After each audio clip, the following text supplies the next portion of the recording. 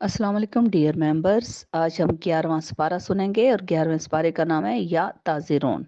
और या ताज़िरून के मानी हैं और बहाने करेंगे। और कौन लोग क्या बहाने करेंगे आज हम इस पारे के अंदर सुनेंगे और समझेंगे इंशाल्लाह। आज के पारे में हम सूरह तौबा की बकाया आयात सुनेंगे और सूरह यूनस सुनेंगे और उसके अलावा सूरह हूद की 5 आयात भी सुनेंगे। आज हम सूरह तौबा की बकाया 36 आयात सुनेंगे और इस पारे का नाम ही चूँकि या ताज़िरोना है तो हम इसी आयत से शुरू करेंगे इंशाल्लाह सूरह तौबा। अब इस सूरह की अगली आयत उन बहाने गढ़ने वालों की जो कि गज़वा से आप सल्लल्लाहु अलैहि वसल्लम जब तशरीफ़ लाएंगे तो पहले से बहाने गढ़ रहे हैं कि हम ये बहाने करेंगे कि हम इसलिए जहाद में हम शिरकत नहीं कर सके, हालांकि उनके पास ना तो माल और दौलत की कमी थी और ना ही कोई घरों में कोई मसाइल थे, बल्कि वो जहाद में जाना ही नहीं चाहते थे। तो जो उन्होंने बहाने गढ़े हुए थे तो अल्लाह ताला ने पहले ही अपने प्यारे रसूल को आयत नाजिल फरमा दी। अब अल्लाह ताला अपने प्यारे रसूल से फरमा रहे हैं, या ताज़िरूना इलाइकुम इज़ा रजातुम इलैहिम, जब ए नबी जब आप वापस मदीना मुनव्वरा तशरीफ़ लाएंगे जहाद से, तो ये जो पीछे औरतों के साथ रह गए थे ये तरह तरह के बहाने आपको बनाएंगे। उल्ला ताज़िरू, तो आप इनसे कह दीजिए कि बहाने ना बनाओ। और ए मोहम्मद सल्लल्लाहु अलैहि वसल्लम इनसे कह दीजिए कि हम तुम लोगों का कभी भी दोबारा एतबार नहीं कर सकते। बेशक अल्लाह ताला ने मुझे हर बात बता दी है, तुम लोगों के हालात के, तुम लोगों ने किस तरह मेरे साथ मुनाफ़िक़त की है। और अल्लाह ताला आइंदा भी तुम लोगों के तर्ज़ अमल और अल्लाह के रसूल देखेंगे और फिर तुम लौटाए कहाँ जाओगे, उसी अल्लाह की तरफ जो जानने वाला है हर छुपे हुए को भी और खुले हुए को भी। जो चीज़ तुम छुपाते हो, जो चीज़ तुम सामने लाते हो, अल्लाह ताला हर चीज़ जानता है और वो बताएगा तुम्हें कि तुम क्या करते रहे हो। अब अल्लाह ताला अपने प्यारे हबीब को खबरदार कर रहे हैं कि ये ज़रूर आके आपके पास मुनाफिक जो है मदीने में सबसे पहले पहुंचेंगे, डबल फेस्ड लोग, यानी सामने कुछ थे और पीछे कुछ थे। और अब सच्चाई साबित करने के लिए कि हम सच्चे हैं, झूठी कस्में खाएंगे ताकि आप उनको दरगुजर करें और उनको माफ़ कर दें। तो अल्लाह ताला जो है वो अल्लाह ताला फरमा रहे हैं कि उनको उनकी हालत पे छोड़ दो, बेशक वो सख्त नापाक हैं और उनका ठिकाना जो है वो जहन्नम है और ये उनकी बुराइयों का बदला है जो कि वो खाते रहे हैं, जो कमाते रहे हैं। और उसके बाद इसलिए भी कस्में खाएंगे कि ताकि आप उनसे राजी हो जाएं, और अगर आप राजी हो भी जाएं मोहम्मद सल्लल्लाहु अलैहि वसल्लम, तो अल्लाह तो हरगिज ऐसे नाफरमान लोगों से राजी नहीं होता। उसके बाद मदीना में रहने वाले तो आप सल्लल्लाहु अलैहि वसल्लम की सोहबत में, चूंकि 5 वक्त नमाज होती थी, 6 वक्त की बाजमात नमाज होती थी, तहज्जुद की भी बाजमात नमाज होती थी। तो आप सल्लम की सोहबत में रहकर कुरान पाक समझ कर तो वो काफ़ी हद तक जो है बदल चुके थे, उनके दिल जो है वो ईमान से मुनव्वर हो चुके थे। लेकिन जो मदीना मुनव्वरा के गिरद नवाह के जो गांव के लोग थे, वो जब आते थे, वो बादिया नशीन बद्दू थे, उनके बारे में अल्लाह ताला यहाँ पे फरमा रहे हैं कि वो जो है अंदर से वो मुनाफिक हैं, वो उनके दिल भी सख्त हैं और उनको समझ भी कुछ नहीं है, यानी जहालियत भी है, वो जाहिल भी हैं और समझना भी नहीं चाहते।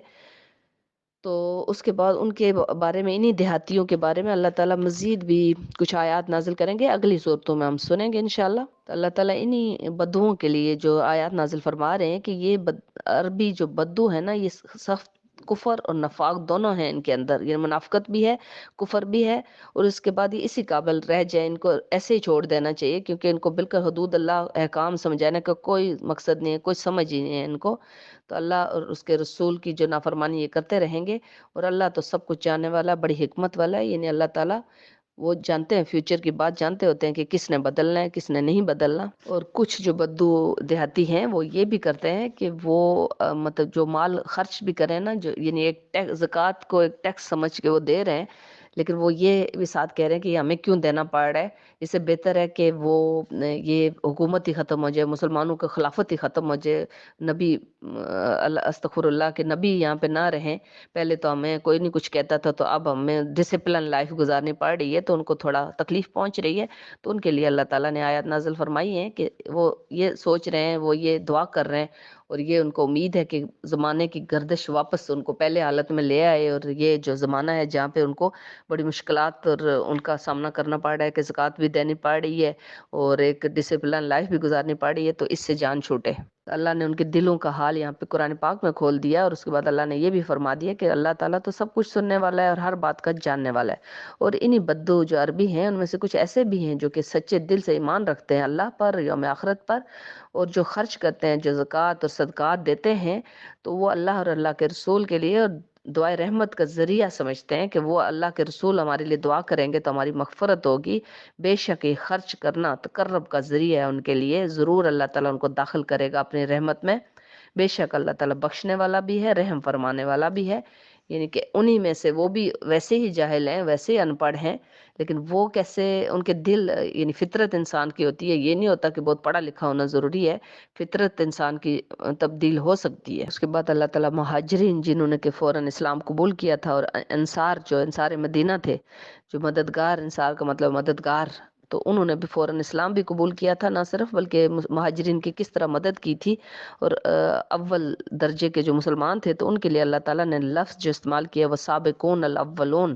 یعنی سب سے سبقت لے جانے والے ہیں، جو جنت کے لیے بھی وہ صالحین میں شمار ہوگا ان کا۔ اب ان سبقت لے جانے والے مسلمانوں کے لیے، مومن مسلمانوں کے لیے اللہ تعالیٰ فرما رہے ہیں کہ وہ مہاجرین میں سے بھی، انصار میں سے بھی، اور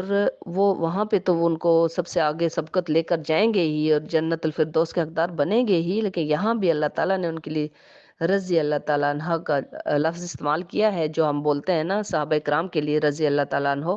اور جو صحابیات ہیں ان کے لیے رضی اللہ تعالیٰ عنہ، تو یہ اسی لیے بولتے ہیں کہ اس دن کے بعد ان کو اسی لفظ سے پکارا جاتا تھا، اور اس کا مطلب تھا کہ اللہ ان سے راضی ہو گیا اور وہ اللہ سے راضی ہو گئے۔ اب اللہ تعالیٰ ان دیہاتی بدوؤں کے لیے جو منافق تھے ان کے لیے فرما رہے ہیں کہ کچھ تو ان میں منافق ہیں اور کچھ مدینہ منورہ کے بھی منافق ہیں، اہل مدینہ میں بھی کچھ منافق ہیں، اور وہ اپنے نفاق پہ اڑے بھی ہوئے ہیں، یعنی شرمندہ بھی نہیں ہو رہے۔ تو اللہ تعالیٰ فرما رہے ہیں کہ اے محمد صلی اللہ علیہ وسلم آپ نہیں جانتے انہیں، لیکن ہم جانتے ہیں انہیں، اللہ تو جانتے ہیں، اور اللہ تعالیٰ فرما رہے ہیں کہ ان قریب ہم سزا دیں گے انہیں، اور دوہری سزا ان کو ملے گی، کیونکہ وہ منافق ہیں اور ساتھ ڈٹے ہوئے ہیں، یعنی اللہ سے معافی بھی نہیں مانگ رہے اور شرمندہ بھی نہیں ہو رہے، تو ان کو عذاب عظیم کی طرف لے کر جائیں گے۔ اب چند صحابہ کرام تھے جن میں حضرت ابو لبانہ رضی اللہ تعالیٰ عنہ بھی تھے، اور کچھ اور صحابہ کرام بھی تھے، تو ان کے لیے اللہ تعالیٰ آیات نازل فرما رہے ہیں کہ انہوں نے اعتراف بھی کر لی ہے، نہ صرف اپنے گناہوں کا، یعنی غزوہ تبوک میں وہ نہیں گئے تھے، باقی تمام ان کے نیک کام تھے، اور انہوں نے اللہ تعالیٰ سے معافیاں مانگ رہے ہیں، اور انہوں نے جب تک حضور صلی اللہ علیہ وسلم پہ وہ آیات نازل ہوئی منافقین کی جو غزوہ تبوک میں شرکت نہیں کر سکے تھے، تو انہوں نے اپنے آپ کو مسجد نبوی کے پلر کے ساتھ باندھ دیا تھا کہ ہم تو نہیں یہاں سے کھلیں گے، ہم نہ گھر جائیں گے اور نہ ہم روزے سے ہیں، اور ہمیں جب تک حضور صلی اللہ علیہ وسلم ہمیں آ کے کھول نہیں دیتے اور اللہ کا رسول ہم سے راضی نہیں ہو جاتے، ہم یہیں پہ جان دے دیں گے، یعنی وہ بہت زیادہ شرمندہ ہو رہے تھے۔ تو اس لیے اللہ تعالیٰ فرما رہے ہیں کہ امید ہے کہ اللہ ان کی توبہ قبول فرما لے گا، اور اس کے بعد کیونکہ اللہ تعالیٰ معاف فرمانے والا ہے، بڑا مہربان ہے۔ اور اللہ تعالیٰ نے منافقوں سے صدقہ خیرات لینے سے منع فرما دیا تھا کہ ان کا صدقہ خیرات بھی نہیں لینا، آپ نے کوئی بھی چیز ان سے نہیں لینی، لیکن ان صحابہ اکرام سے اللہ تعالیٰ فرما رہے ہیں کہ ان سے لے لیں صدقہ خیرات، تاکہ ان کو اللہ تعالیٰ بخش دیں، تزکیہ نفس ہو جائے، اور ان کو اللہ تعالیٰ اس پاک کر دیں، یعنی صدقہ خیرات دینے سے اللہ ان کو پاک کر کے ان کو مغفرت بھی فرما دیں، اور دنیا میں بھی ان کو بھلائی عطا فرما دیں، اور ان کے لیے باعث سکون ہو جائے۔ اس کے بعد اگلی آیات میں کچھ دوسرے صحابہ اکرام جن کا معاملہ اللہ تعالیٰ نے ملتوی رکھا ہوا تھا، یعنی ان کا ڈیلے تھا ان کا معاملہ، کہ اللہ کو حکم آنے پر، یعنی اللہ حکم دیں گے ان کے بارے میں ان کے ساتھ کیا کرنا ہے، یعنی ان کو سزا دینی ہے یا ان کی توبہ قبول فرمانی ہے۔ اور ان میں ایک صحابی تھے کعب بن ابن مالک، اور ان کے ساتھ دو اور ساتھی بھی تھے، یعنی ٹوٹل یہ 3 لوگ تھے، اور ان کو سزا یہ دی گئی تھی اللہ کے حکم سے کہ ان کو 50 دن تک ان کے ساتھ سوشل بائیکاٹ کیا جائے، ان سے بول چات گھر والے بھی نہیں بولیں گے، بیوی بچے بھی نہیں بولیں گے، نہ ہی کوئی صحابی بولیں گے، نہ ہی محمد صلی اللہ علیہ وسلم بولیں گے، اور ان کو یہ سزا ان کے لیے بہت بڑی سزا تھی کہ بالکل یہ اس کے بعد ان کو جا کے اللہ تعالیٰ نے ان کی توبہ قبول فرمائی تھی۔ اس کے بعد مسجد قباء جو حضور صلی اللہ علیہ وسلم نے سب سے پہلی مدینہ منورہ میں جا کے جو قباء کے مقام پہ قیام فرمایا تھا 3 دن تک، اور 3 دنوں کے اندر اندر مسجد بنا لی تھی چھوٹی سی، اور ابھی تو وہ ماشاءاللہ کافی بہت بڑی مسجد ہو گئی ہے، لیکن اس وقت بہت چھوٹی سی بنائی تھی میرے پیارے نبی نے اور صحابہ کرام نے مل کے اپنے ہاتھوں سے بنائی تھی، اور مسجد قباء تھی اسلام کی پہلی مسجد جو کہ مدینہ منورہ میں بنی تھی۔ اور حضور صلی اللہ علیہ وسلم نے جب مسجد نبوی بنا لی مدینہ منورہ واپس آ کے، یعنی مدینہ سے چند کلومیٹر دور ہے وہ مسجد قباء، تو ہر ہفتے والے دن، سیچرڈے والے دن آپ صلی اللہ علیہ وسلم پیدل چل کر مسجد قباء جاتے تھے، اور صحابہ کرام بھی جاتے تھے اور وہاں نماز پڑھتے تھے جماعت کے ساتھ۔ یہ آپ صلی اللہ علیہ وسلم کا ساری زندگی جو 10 سال مدینہ منورہ رہے ہیں تو یہ سنت رہی ہے، اور ابھی وہاں پہ وہ در نبوی درب نبی وہاں پہ بنا دیا کہ راستہ پیدل چلنے کے لیے، کہ کوئی بندہ اگر جاتا ہے مسجد نبوی اور پیدل مسجد قباء جانا چاہتا ہے تو وہ اس راستے سے جائے جہاں سے حضور صلی اللہ علیہ وسلم جاتے تھے۔ تو اب مسجد قباء کے بالکل ساتھ مسجد زرار نام سے ایک مسجد بنا دی۔ ایک عیسائی راہب تھا جو کہ پہلے تو عیسائی نہیں تھا، پہلے تو وہ بت پرست ہی تھا، یعنی اوس اور خزرج میں سے خزرج قبیلے کا تھا، اور ابو عامر اس کا نام تھا، ابو عامر خزرجی، اور وہ عیسائی بن گیا، اور عیسائی کے بعد اتنی زیادہ عیسائیت کی اس نے وہ کی تبلیغ کہ وہ راہب کا درجہ اس کو مل گیا تھا۔ تو اب اس نے وہ مسجد زرار بنا دی۔ اب اللہ تعالیٰ اس مسجد زرار کے لیے یہاں پہ کہتے ہیں کہ فرما رہے ہیں اللہ تعالیٰ کہ اس میں کوئی نمازیں اور دین نہیں سکھایا جا رہا تھا، بلکہ اس میں اسلام کے خلاف، مسلمانوں کے خلاف وہاں پہ بیٹھ کے سازشیں ہو رہی تھیں۔ تو اللہ تعالیٰ فرما رہے ہیں کہ اے محمد صلی اللہ علیہ وسلم،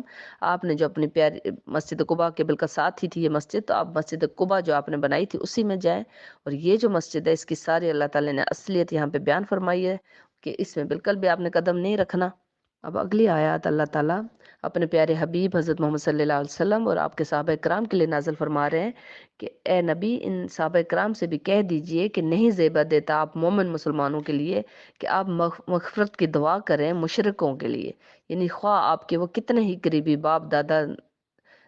باپ بچے اولاد کیوں نہ ہوں، یعنی کتنے بھی قریبی نہ ہوں، لیکن وہ مشرک اگر مرے ہیں اور ان کے رشتہ دار ہیں آپ کے بہت قریبی بھی، تو آپ ان کی مغفرت کی دعا نہیں کر سکتے، کیونکہ اللہ تعالیٰ شرک کا جو گناہ ہے وہ نہیں معاف فرماتے۔ اور حضرت ابراہیم سے جو اللہ تعالیٰ نے وعدہ کیا تھا نا کہ آپ کی ہر دعا قبول ہوگی، آپ کریں، تو اللہ نے حضرت ابراہیم نے فوراً جو دعا کی تھی کہ میرے باپ کو بھی بخش دے،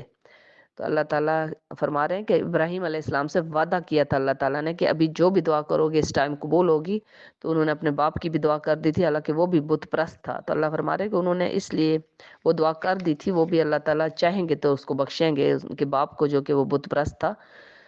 تو یہاں پہ اللہ تعالیٰ مومنوں کو منع فرما رہے ہیں کہ آپ کفار کے لیے، مشرک جو ہیں بت پرست ہیں، ان کے لیے دعا نہیں کر سکتے۔ اور حضرت ابراہیم کے لیے بھی اللہ تعالیٰ فرما رہے ہیں کہ جب ان کے سامنے یہ بات کھل کر آ گئی کہ وہ جو ان کا باپ ہے وہ تو اللہ کا دشمن ہے، تو وہ بھی بیزار ہو گئے، انہوں نے بھی یہ دعا جو کی تھی اس پہ خود ہی نادم ہوئے۔ اس کے بعد اس پارے کے اندر سورہ یونس ہے جو کہ 51 نمبر پہ، یعنی 51 نمبر پہ نازل ہوئی تھی، لیکن یہاں پہ 10ویں نمبر پہ ہے، اس لیے ہم اس پارے کے اندر سنیں گے۔ اور سورہ یونس حضرت یونس پیغمبر کے نام پہ ہے، جو کہ نینوا نامی بستی کے اوپر اللہ تعالیٰ نے ان کو پیغمبر بنایا تھا، اور ان کا جو پورا واقعہ ہے وہ نزول کے حساب سے جب ہم سورہ یونس یعنی 51 نمبر پہ سنیں گے تو اس میں سنیں گے، یہاں پہ ہم اس سورت کی باقی جو آیات ہیں ان کو سنتے ہیں۔ بسم اللہ الرحمن الرحیم۔ الف لام را تلک آیات الکتاب الحکیم۔ یہ حروف مقاطعات سے سٹارٹ ہو رہی ہے صورت، اور جیسے کہ حروف مقاطعات اللہ اور اس کے رسول کے درمیان کوڈ ورڈ ہیں، اور اللہ تعالیٰ فرما رہے ہیں کہ یہ ایسی پر حکمت کتاب کی آیات ہیں جو نازل کی جا رہی ہیں، اور اے محمد کے لوگوں کے لیے باعث تعجب بات ہے یہ کہ ہم آپ کی طرف وہی بھیج رہے ہیں، اور یہ مکے کے لوگ یہ کہہ رہے ہیں کہ ایک آدمی انہی میں سے اٹھ کے، یعنی کہ کسی فرشتے کے اوپر کیوں نہیں کتاب نازل کی گئی، انہی میں سے اٹھ کے ایک بندے نعوذ باللہ محمد صلی اللہ علیہ وسلم کے لیے ایسی باتیں کر رہے ہیں کہ ان پہ ایک مطلب عام بندے کے اوپر کیوں نازل ہوئی، فرشتے پہ ہوتی، یا وہ فرشتہ یا آسمان سے اس بندے کو اتارا جاتا، مطلب طرح طرح کی عجیب و غریب وہ جو پیش کر رہے تھے فرمائشیں ہیں کہ یہ ہوتے تو ہم مان لیتے تو یہ ہوتا۔ تو اللہ تعالیٰ فرما رہے ہیں کہ یہ آیات نازل کی گئیں کہ تاکہ لوگوں کو خوشخبری دو، اور ان لوگوں کو جو ایمان لائے اور اللہ تعالیٰ کے ہاں ان کو بڑی عزت اور سرفرازی نصیب ہوگی، ان لوگوں کو جو اس کتاب کے اوپر ایمان لے آئے اور اللہ پہ ایمان لے آئے۔ تو اللہ تعالیٰ فرما رہے ہیں کہ کافر جب یہ سنتے ہیں آیات تو پھر آگے سے یہ کہتے ہیں یہ تو کھلا نعوذ باللہ جادوگر ہے، محمد صلی اللہ علیہ وسلم کے لیے یہ الفاظ استعمال کر رہے ہیں۔ تو اللہ تعالیٰ فرما رہے ہیں حقیقت یہ ہے کہ تمہارا رب اللہ ہی ہے جس نے پیدا فرمائے آسمان اور زمین 6 دنوں میں۔ یہ آیات میں اللہ تعالیٰ فرما رہے ہیں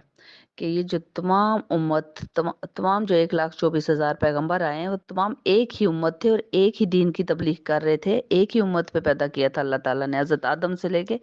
آخری انسان تک کو، لیکن بیچ میں اختلاف کرنے لگے، سارے مختلف فرقوں میں بٹ گئے، مختلف उम्मतों में बट गए सारे के सारे। कोई हज़रत ईसा को अपना अल्लाह का बेटा, तो कोई हज़रत उज़ैर को अल्लाह का बेटा, तो कोई मुख्तलिफ किस्म के। तो अल्लाह ताला फरमा रहे हैं कि अगर वो एक फैसले का दिन यानी क़यामत का दिन मुकर्रर ना कर लिया जाता कि उस दिन सच्चाई खुलेगी कि कौन सच्चा है तो कौन झूठा है, तो अल्लाह ताला अभी इन सारों को अल्लाह ताला कहते हैं कि क्लियर ये बात हो जाती है अभी, लेकिन चूंकि फैसले के दिन होगी ये सारी बात क्लियर। अल्लाह फरमा रहे हैं कि कफ़ार ये बातें करते हैं कि इस मोहम्मद पर, इस नबी पर नाउज़ बिल्ला कोई ऐसी निशानी क्यों नहीं नाजिल की गई थी जैसे कि पहले पैगम्बरों पर नाजिल की गई थी। तो अल्लाह ताला फरमा रहे हैं गैब का इल्म सिर्फ अल्लाह ताला को ही है, और जितने भी अल्लाह ताला मौजज़ात ज़ाहिर कर देंगे, चूंकि अल्लाह ताला पुराने सारे मौजज़ात का जिक्र फरमा रहे हैं कि जितने मौजज़ात उनको अता किए गए थे तो वो सारे भी नाशुक्रे थे। तो अल्लाह जानते थे कि ये भी नाशुक्रे होंगे, तो ये इन्होंने भी आगे से इनकार ही करना है। तो अल्लाह ताला फरमा रहे हैं कि इनसे कहो कि तुम लोग भी इंतज़ार करो, गैब का इल्म सिर्फ अल्लाह ताला जानता है, और मैं भी इंतज़ार करता हूँ उस क़यामत के दिन का जिस दिन के तुम लोगों को मज़ा चखाया जाएगा। और यकीनन हमारे फरिश्ते तुम्हारी चालबाजियां जो है ना वो लिखते जा रहे हैं। राइट वाला भी लिख रहा है, राइट वाला तो नेकियां नहीं लिख रहा था, सारे लेफ्ट वाला उनकी बुराइयां लिखता जा रहा था। तो अल्लाह ताला फरमा रहे हैं कि सब लिख रहे हैं। और अल्लाह ताला यहाँ पे फरमा रहे हैं कि जब कश्तियों को, बड़ी बड़ी जो कश्तियां हैं वो समंदर के अंदर चलती हैं, लहरों से जब वो डोलने लगती हैं यानी समंदर के अंदर डूबने लगती हैं, तो सारे लोग जो कश्ती के अंदर होते हैं वो अल्लाह ताला को, खालिस सिर्फ अल्लाह ताला को, उस वक्त किसी बुत को नहीं कहते, उस वक्त सिर्फ अल्लाह ताला से दुआएं करने लगते हैं रो रो के मुसीबत में। और आप देखेंगे जब जहाज़ भी, अल्लाह माफ़ करे, जब जहाज़ भी ऐसे वाइब्रेशन होती है तो लोग कितना डर जाते हैं, सिर्फ खुदा को याद कर रहे होते हैं। और कोई भी हादसा होता है, कोई अगर उनका सीरियस मरीज होता है तो कितना रो रो के रात दिन जाग जाग के दुआएं करते हैं। तो अल्लाह ताला फरमाते हैं कि बाद में ऐसे हो जाते हैं जब अल्लाह ताला उस मुश्किल से निकाल लेते हैं, तो उस वक्त ऐसे हो जाते हैं कि जैसे वो अल्लाह ताला को जानते ही नहीं। चूंकि सूरत का नाम जो है यूनस है, तो हज़रत यूनस अलैहिस्सलाम का वाक़या तो पूरा बयान नहीं हुआ, उनकी कौम का जिक्र आया है यहाँ पे थोड़ा सा। तो आज हज़रत यूनस अलैहिस्सलाम का हम वाक़या सुन लेते हैं। हज़रत यूनस अलैहिस्सलाम नैनवा के रहने वाले थे, और उन्होंने भी बहुत साल तक तबलीग की और अपनी कौम को बहुत ज़्यादा उन्होंने तौहीद की दावत दी, शिर्क से रोका, बाकी तमाम बुराइयों से रोका, लेकिन उनकी कौम बाज नहीं आती थी बिल्कुल भी। और बिल आखिर हज़रत यूनस अलैहिस्सलाम ने अल्लाह ताला से दुआ फरमाई थी कि अल्लाह, अब मैं आजिज़ आ चुका इनसे, और आप अब इनकी जो है आप इनके ऊपर अजाब ले आएँ। तो अल्लाह ताला ने हज़रत यूनस अलैहिस्सलाम से फरमाया कि ठीक है, इनको 3 दिन के बाद इनको अजाब देंगे, इनसे कह दो अपनी कौम से कि 3 दिन के बाद तुम लोगों को अजाब दिया जाएगा। हज़रत यूनस अलैहिस्सलाम दुआ करने के बाद, वही नाज़िल होने के बाद बाहर आए, तशरीफ़ लाए, और अपनी कौम से उन्होंने कहा कि मैंने बहुत तुम लोगों से कहा, बहुत कोशिश की, लेकिन बिल आखिर अल्लाह ताला का फैसला हो चुका है, और तुम लोगों के पास 3 दिन के बाद अल्लाह ताला का अजाब नाजिल होने वाला है। अच्छा, हज़रत यूनस अलैहिस्सलाम को अल्लाह ताला ने ये हुक्म नहीं फरमाया था कि आप कौम को ये खुशखबरी दें और आप यहाँ से निकल जाएं गांव से। अल्लाह ताला ने सिर्फ ये फरमाया था कि आप अपनी कौम को ये जाके खबर सुना दें कि आपके ऊपर 3 दिन के बाद अजाब आने वाला है। अच्छा, हज़रत यूनुस अलैहिस्सलाम ने बगैर वही के, बगैर अल्लाह ताला की वही के जल्दबाजी में अगला फैसला ये किया कि फ़ौरन वो शहर अपना वो छोड़ के अपना इलाका तो समंदर की तरफ चले गए, यानी कि दूसरे किसी मुल्क में चले गए। समंदर के पास जब पहुंचे और कश्ती में जब बैठे, और कश्ती में और भी लोग सवार थे, और कश्ती जब समंदर के अंदर गोते लगाने लगी, मतलब वो लहरों में फंस गई, तो लोगों ने फरमाया कि किसी एक बंदे को हमें बड़े सामान को फेंकना पड़ेगा ताकि वजन कम हो सके। जब सामान फेंका तब भी वो कश्ती जो थी वजन ज्यादा था। उन्होंने कहा फिर हम में से किसी एक बंदे को हमें फेंकना पड़ेगा ताकि बाकियों की जान बचाई जा सके। तो अब कुरा डाला गया ना, तो चूंकि वो जो कश्ती में सवार थे वो जानते थे हजरत यूनुस अलैहिस्सलाम को कि ये पैगंबर है, तो उन्होंने कहा, फरमाया कि उन्होंने कहा कि कुरा डालते हैं। तो हजरत यूनुस अलैहिस्सलाम ने फरमाया कि नहीं नहीं, तुम मुझे फेंक दो समंदर में। उन्होंने कहा नहीं नहीं, हम कुरा अंदाजी करेंगे। उन्होंने कुरा डाला, और उसका भी जिक्र किसी सूरत में आएगा आगे। कुरा हजरत यूनुस अलैहिस्सलाम का नाम आया। उन्होंने फिर दोबारा कुरा डाला, फिर यूनुस अलैहिस्सलाम का 3 बार कुरा डाला, और तीनों बार हजरत यूनुस अलैहिस्सलाम का नाम आया, क्योंकि अल्लाह ताला चाहते थे, अल्लाह ताला की ये थी, अल्लाह ताला की मर्जी थी कि वो समंदर के अंदर जाएं। अच्छा, जैसे वो समंदर में गिराया गया उनको, बल्कि जब उन्होंने फेंक दिया समंदर में, तो फौरन बड़ी मछली को हुक्म हुआ अल्लाह की तरफ से कि इनको साबत निकल लें, यानी इनकी हड्डियों को भी नहीं तोड़ना और मांस को भी नहीं खाना, साबत निगल जाओ। اب آپ دیکھیں مچھلی کی بھی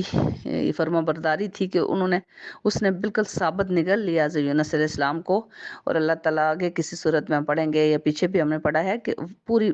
مطلب اس 3 اندھیروں میں اللہ تعالیٰ نے رکھا، ایک سمندر کا اندھیرا، ایک مچھلی کے پیٹ کا اندھیرا، اور تیسرا مچھلی کے معدے کا آگے سے سٹمک کا اندھیرا۔ اور آپ سوچیں کہ سٹمک کے اندر کسی سمیلی جگہ پہ رہنا، اور حضرت یونس علیہ السلام کی جب ہوش آیا نا وہاں پہ، تو وہ سمجھے کہ میں مرا ہوا ہوں، میں مر چکا ہوں، مطلب میں زندہ نہیں ہوں، لیکن پتہ چلا بعد میں کہ میں زندہ ہوں، اور سارا وہ ماضی جو یاد آیا کہ میں کیسے گرا سمندر میں، اور وہ ساری باتیں یاد آنے لگی۔ اچھا وہ مچھلی لیے ان کو پھرنا شروع ہو گئے سمندر کے اندر نا، اور مچھلی کو بھی ظاہر تکلیف ہو رہی تھی، ایک چیز ثابت آپ نے نگل لی، اس کو ہضم بھی نہیں کر سکتی تھی اور کچھ بھی نہیں وہ ثابت، اور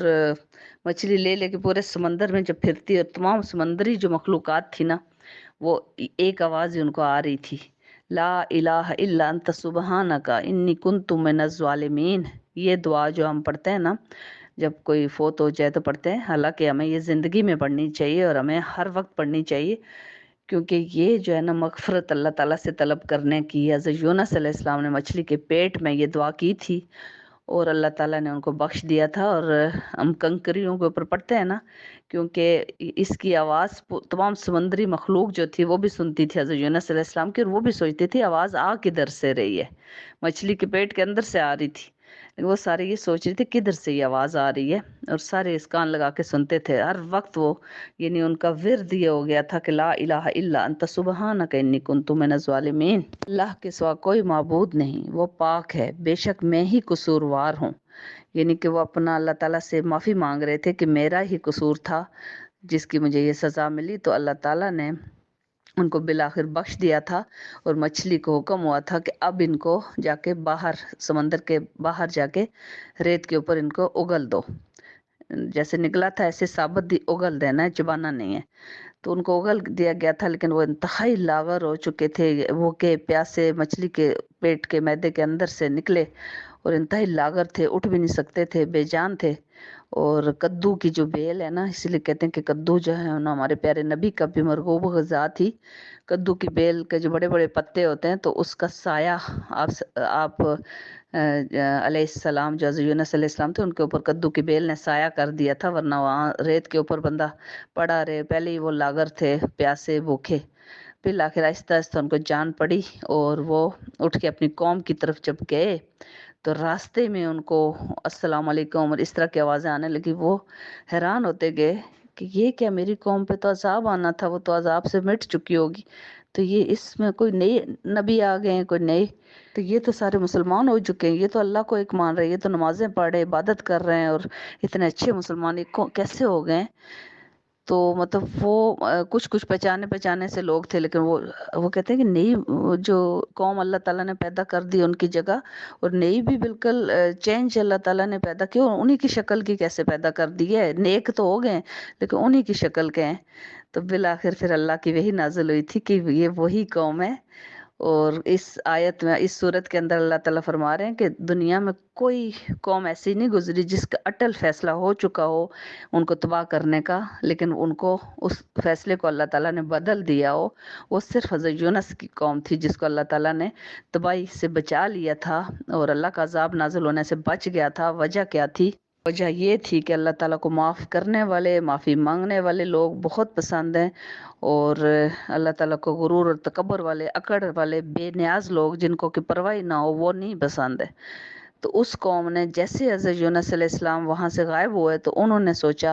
اوپر سے بادل کا ٹکڑا دیکھا انہوں نے، اور ان سے پہلے جو کوئی قوم تباہ ہوئی تھی تو اس کے اوپر بادل ہی آئے تھے، اور وہ پانی سے بہہ گئی تھی اور وہ تباہ ہو گئی تھی، تو انہیں ڈر تھا کہ اب بادل کا ٹکڑا آ گیا تو اس کا مطلب ہمارے اوپر بھی وہی والا عذاب آنے لگا ہے۔ وہ ڈر گئے، اور تمام قوم نے اپنے مال مویشیوں سمیت ایک کھلے میدان میں بیٹھ گئے، سارے سجدے میں گر گئے، اور سب نے اپنے بچے بھی پیش کر دیے کہ اللہ تعالیٰ ہم آپ کے اوپر سب کچھ نچھاور کر رہے ہیں، قربان کر رہے ہیں آپ کے اوپر، آپ ہمیں بخش دیں۔ رو رو کے انہوں نے اتنی معافیاں مانگی کہ اللہ تعالیٰ کو ان کی وہ معافی اتنی پسند آئی کہ اللہ تعالیٰ نے عذاب کا فیصلہ ٹال دیا تھا۔ اور ابھی آپ یہ سورہ سن لیجئے۔ جزاک اللہ۔ اس کے بعد اس پارے کے اندر سورہ ہود کی 5 آیات بھی آج ہم سنیں گے، اور سورہ ہود پیغمبر حضرت ہود علیہ السلام کے نام پہ ہے، اور اس کی بھی یہ 52 نمبر پہ نازل ہوئی تھی، یعنی کہ 51 نمبر پہ سورہ یونس نازل ہوئی تھی اور 52 نمبر پہ سورہ ہود نازل ہوئی تھی، لیکن موجودہ ترتیب میں یہ 10ویں اور 11ویں نمبر پہ ہے، اس لیے ہم سن رہے ہیں، اس پارے کے اندر ہیں اس لیے ہم سن رہے ہیں۔ تو اس میں اللہ تعالیٰ جو ہے، بسم اللہ الرحمن الرحیم، یہ بے حروف مقطعات سے سٹارٹ ہو رہی ہے صورت، اور اس کی صرف 5 آیات آج ہم سنیں گے، اور اللہ تعالیٰ فرما رہے ہیں کہ اس کی آیات اللہ تعالیٰ نے کھول کھول کر بیان کر دی ہیں، اور حکیم و خبیر اللہ تعالیٰ کی طرف سے ہیں، اور صرف اللہ کی عبادت کرو، یقیناً تمہارے لیے اس کی طرف سے خبردار کرنے والا، بشارت دینے والا رسول بھیجا جا چکا ہے، اور یہ بخشش جاؤ اپنے رب سے، پھر پلٹو اپنے رب کی طرف، وہ تمہیں دنیا میں ایک بہترین سامان زندگی دے گا، ایک مقررہ وقت تک دے گا، اور اس کے بعد اگر اگلے اعمال اگلے جہان کے لیے کرو گے تو اگلے جہان میں بھی اجر دے گا۔ اور اے محمد ان سے فرما دیجئے کہ اگر منہ پھیرو گے تو میں ڈرتا ہوں تمہارے حق میں ایک بہت ہولناک دن کے عذاب سے، کہ تمہیں اللہ ہی کی طرف لوٹ کر جانا ہے جو کہ ہر چیز پر قادر ہے، تو اس لیے نہ منہ پھیرو اس کتاب سے اور نہ منہ پھیرو اس دین سے، اور توحید کی طرف آ جاؤ اور مغفرت طلب کرو، اللہ ضرور بخشش کرنے والا ہے۔ اللہ تعالیٰ فرما رہے ہیں کہ دیکھو یہ لوگ موڑتے ہیں اپنے سینوں کو، یعنی ایسے چھپ کے، جیسے بندہ بیٹھ جاتا ہے نا اپنے منہ کو نیچے کر کے سینوں کے اندر، اور اپنے اوپر بازو رکھ کے تو چھپ کے بیٹھتے ہیں، سینوں کو دوہرا کر لیتے ہیں، وہ سوچتے ہیں کہ اللہ اور اللہ کے رسول کے کانوں میں ہماری آواز نہ پڑ جائے قرآن پاک کی۔ تو یہ اللہ تعالیٰ فرما رہے ہیں کہ ان سے کہہ دیجئے محمد صلی اللہ علیہ وسلم کہ اگر کپڑوں کے اندر بھی ڈھک کے بھی اپنے آپ کو جتنے بھی کپڑے اوپر ڈال لیں تو اللہ تو سینوں کے اندر کے حال سے بھی باخبر ہے، ان کے سینوں کے بھیدوں سے بھی باخبر ہے، تو یہ کچھ بھی نہیں چھپا سکتے، اللہ تعالیٰ سب جانتا ہے۔ اور ابھی آپ یہ پارہ سن لیجئے، جزاک اللہ۔